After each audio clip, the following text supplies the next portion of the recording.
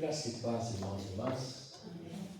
Convido a vocês a abrir suas Bíblias em 2 Samuel, no seu 22º capítulo.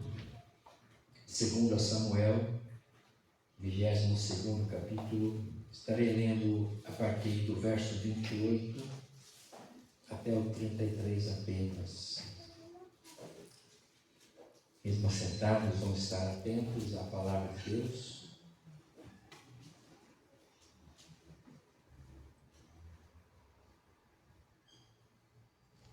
2 Samuel, capítulo 22, diz assim para nós nesta manhã: Tu salvas o povo humilde, mas com um lance de vista abates os altivos.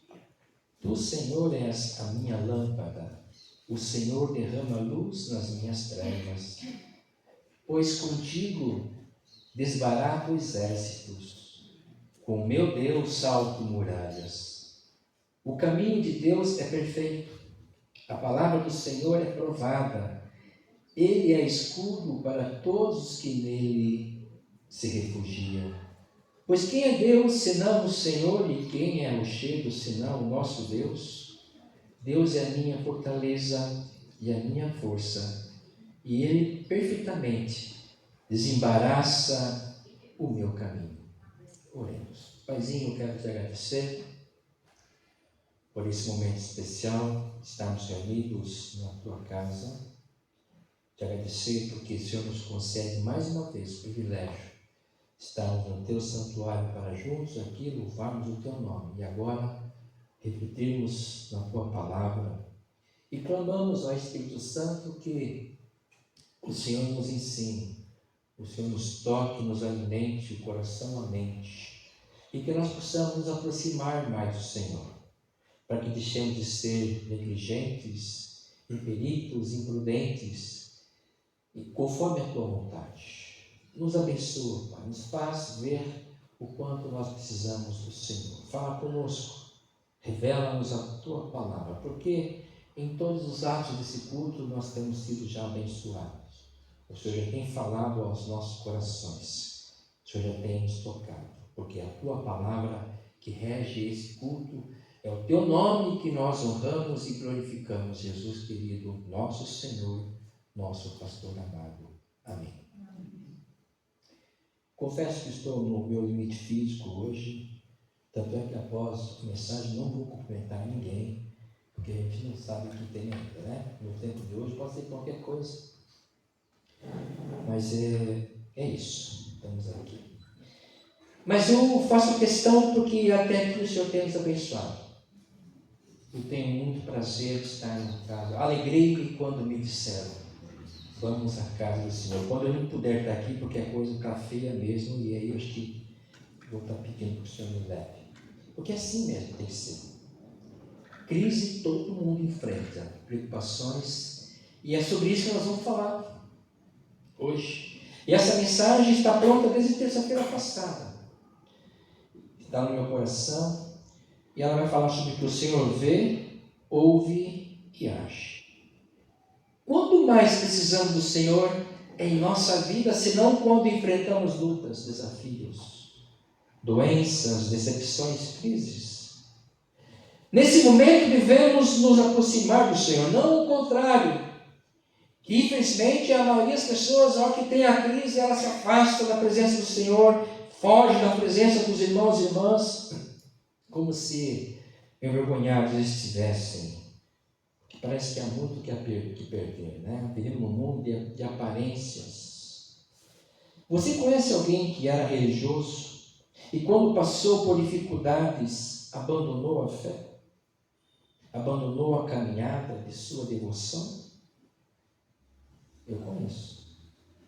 Na verdade, nunca teve fé.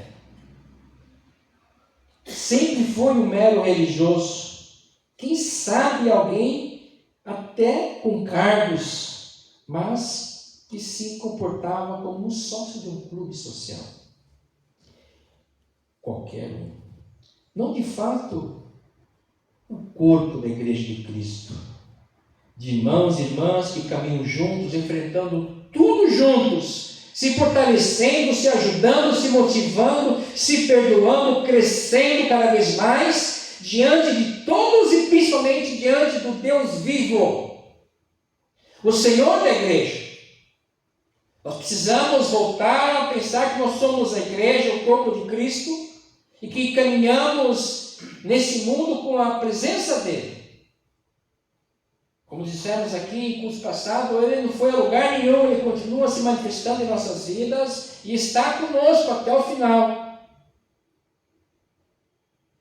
E aí, como diz os discípulos a caminhada de Emaús, não nos ardia o coração quando estava conosco falando-nos. Ele é o Senhor da igreja e continua conosco. Temos que ser aquele que diante dos embates, das lutas, podemos até ter medo, receios, mas não vamos a lugar nenhum, nós ficamos, levantamos aqui barricadas, muros mais altos, mais fortes, e lutamos juntos. Vamos ao texto. Davi enfrentava aqui algo muito grande, maior que o caos. Nós lemos parte do seu cântico de louvor. Esses versículos que eu li aqui, apenas parte, se você olhar aí o capítulo 22, tem o cântico de Davi em ações de graças. Aqui ele está louvando a Deus. Parece que ele está vivendo num mar de rosas, numa teologia da prosperidade, que tudo está bem e que está maravilhoso. Não! Ele está vivendo aqui um caos. Ele enfrentava aqui maior que um caos generalizado. No entanto, ele para e começa a louvar e honrar ao Senhor. E naquele momento poderia estar reclamando, clamando, mas resolveu parar, olhar também para os motivos que tinha para agradecer e louvar a Deus. Eu quero que você, durante a semana, comece a ler esse capítulo, ver o cântico dele. E leia os capítulos anteriores também, que mostram o caos que ele vivia nesse momento. Se olharmos com cuidado para o 2 Samuel inteiro, nós vamos ver que todo o seu enredo era de muito caos. Crises, lutas, guerras. E não qualquer guerra. Agora temos mais uma guerra, agora é o Irã que resolveu atacar Israel. Isso já nos dá um pouco mais de medo, receio, que vai afetar o planeta inteiro, e nós aqui também, no mundo globalizado. Por isso nós precisamos, enquanto igreja de Cristo, nos focarmos, e nós não estamos aqui abandonados, porque estamos do outro lado do planeta, que nós não seremos atingidos, poderemos ser, sim. Todas as nações envolvidas nesse conflito têm armas nucleares. E o que nós não podemos fazer é ficar achando que é uma guerra santa, que nunca é uma guerra santa, nunca foi.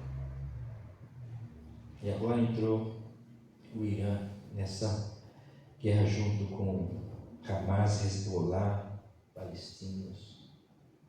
E nós ficamos aqui às vezes gritando, haja paz em Jerusalém. Nós temos que continuar, porque a paz está longe de acontecer. Aliás, a paz só vai acontecer aquela que Cristo dá. Essa paz que o mundo procura, acho que não vai acontecer. E a caminhada da igreja tem que ser assim, consciente de quem nós somos e quem é o nosso Deus e a sua palavra se cumprindo a cada dia. E eu creio que, olhando para a palavra de Deus, quando ele fala assim, quando o Filho do Homem estiver para voltar a virar a fé na terra, a apostasia está crescendo entre nós. A fé. O povo está se esvaindo. Está se deslocando para longe do Deus vivo. E temos aqui, no caso da experiência de Davi, não qualquer guerra. Vejamos só uma pequena parte desse texto, dos embates que Davi enfrentou. Vamos ver aqui, capítulo 21, vou ler alguns versos aqui. Capítulo 21, do 15, a partir do 15. Gigantes mortos pelos homens de Davi. Olha só um pedacinho só. Capítulo 21. De modo fizeram os filisteus guerra contra Israel. Desceu Davi com seus homens e pelejaram contra os filisteus, ficando Davi mais fatigado. Benob, descendia dos gigantes. O peso de bronze de sua lança era de 300 ciclos e estava cingido de uma armadura nova. Este intentou matar Davi.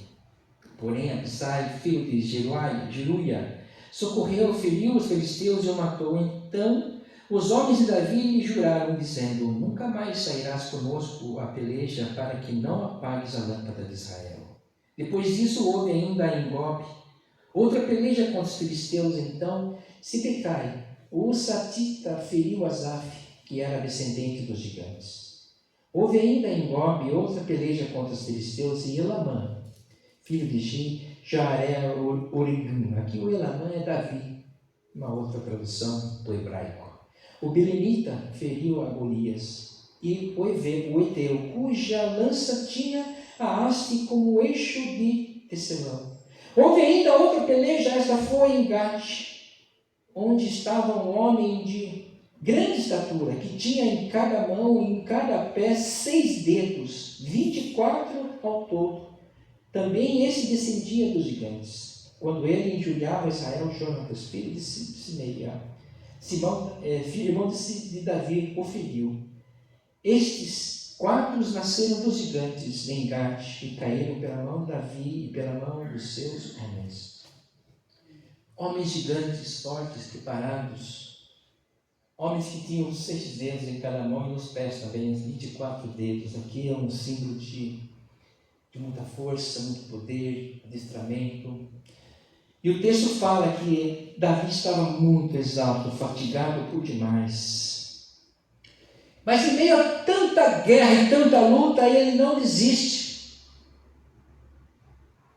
Ele não desiste, ele continua lutando, enfrentando aí os seus horrores, enfrentando gigantes literalmente.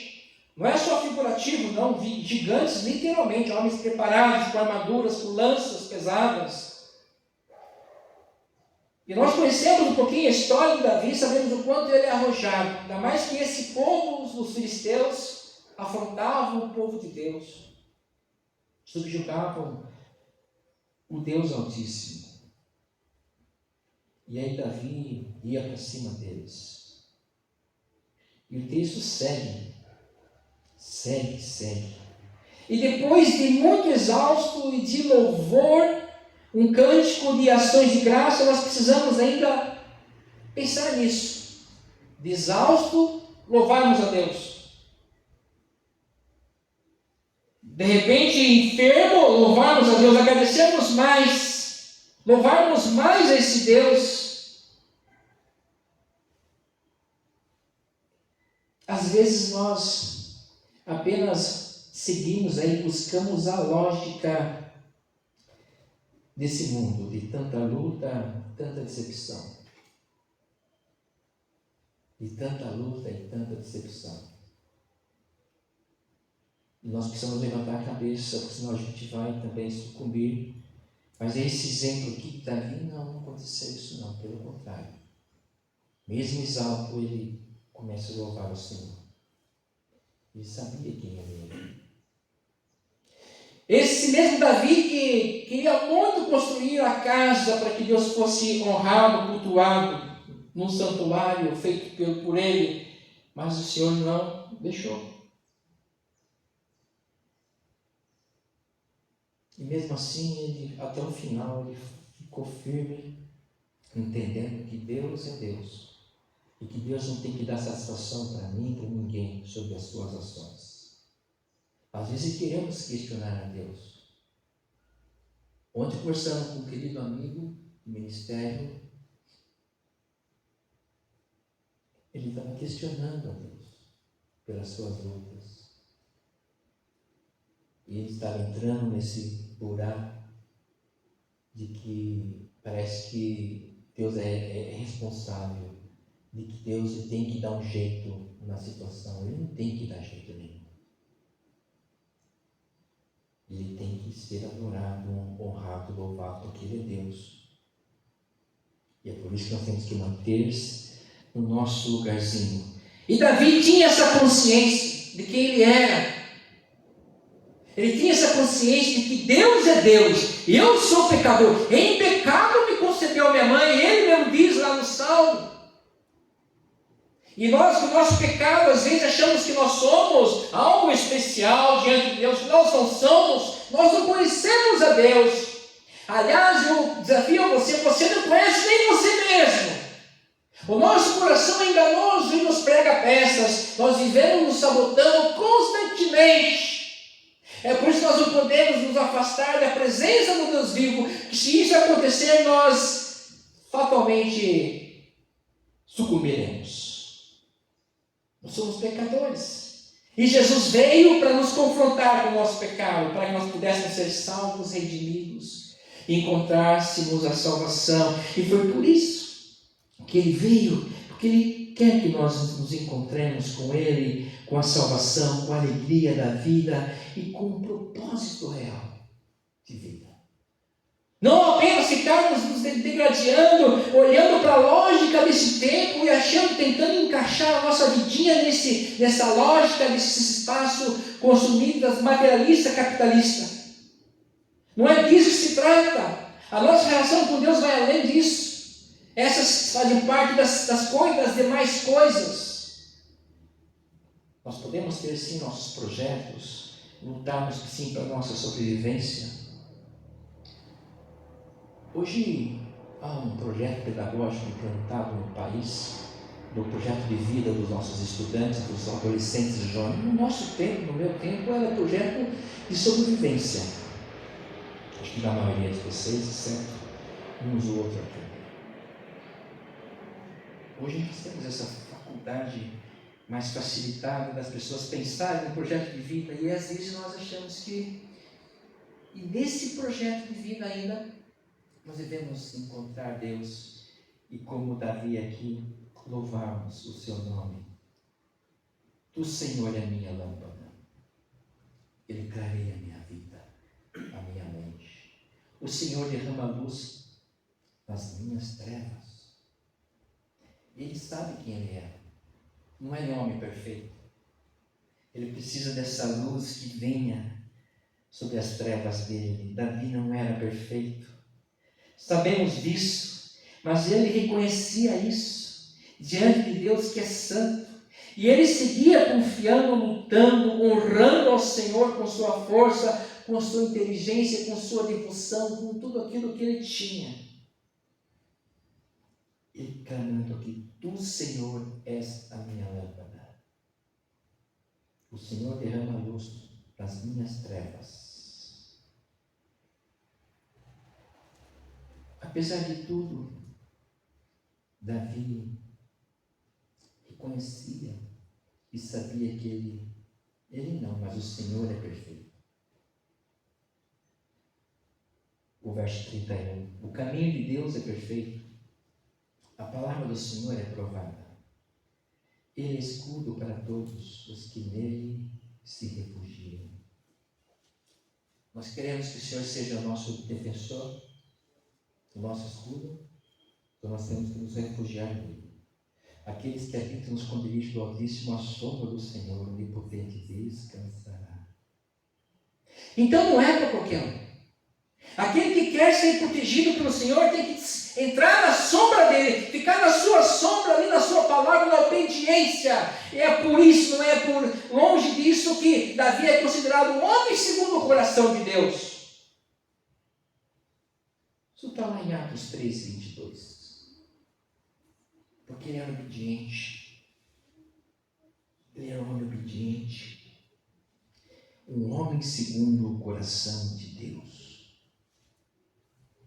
Que lutou muito, se cansou muito, se afadigou muito.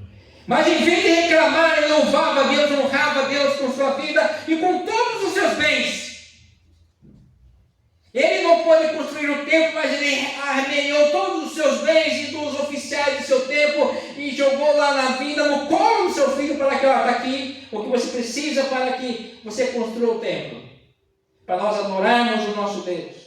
Para que o povo possa vir aqui e adorar a Deus com alegria, com uma afeição nos teus tabernáculos, com uma afeição. Alegrei-me quando me disseram, vamos à casa do Senhor. É honra, é graça, é bondade de Deus quando nós podemos ir para o seu santuário e louvarmos o seu nome.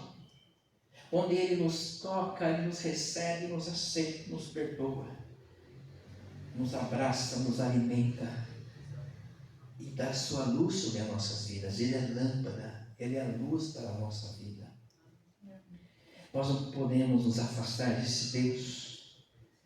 Ele é santo, Ele é perfeito. O seu caminho é perfeito. O seu pensamento é perfeito. O Senhor é escudo, é rochedo, é fortaleza, força e que desembaraça os nossos caminhos. Eu gostei demais dessa palavra aqui.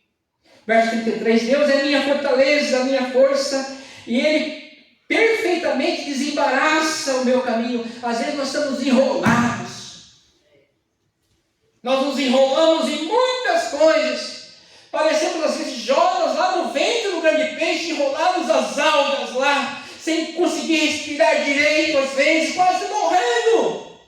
Porque nós nos enrolamos.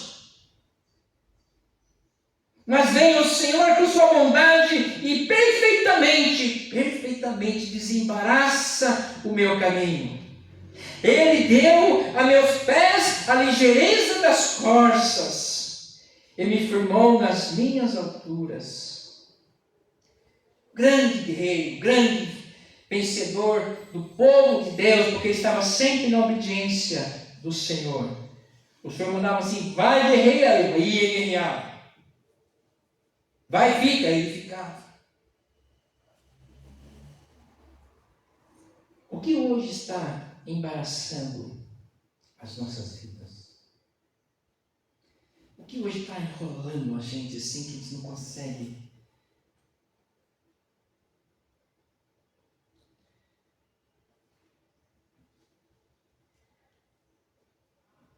O Senhor quer desembaraçar as nossas vidas. Eu acho que para isso precisamos ter essa consciência de que precisamos louvar e honrar mais ao Senhor. Quero ler aqui mais uns versos desse mesmo capítulo, a partir do verso 47. Vive o Senhor, e bendita seja a minha rocha. Exaltado seja o meu Deus, a rocha da minha salvação. O Deus que por mim tomou vingança e me submeteu povos. O Deus que me tirou dentre os meus inimigos, sim, tu que me exaltaste. Acima dos meus adversários me livraste do homem violento. Celebrar-te-ei, pois, entre as nações, ó Senhor, e cantarei louvores ao teu nome. É Ele quem dá grandes vitórias ao meu rei, e usa de benignidade para com o seu ungido, com Davi e sua posteridade para sempre. Esse é o cântico, ele termina esse cântico louvando a Deus, sabendo que Deus é o seu refúgio, é a sua fortaleza, e que desembaraça todo o seu caminho. Que Deus abençoe. Amém. Louvemos a Deus com alegria o hino 306, sou forasteiro aqui.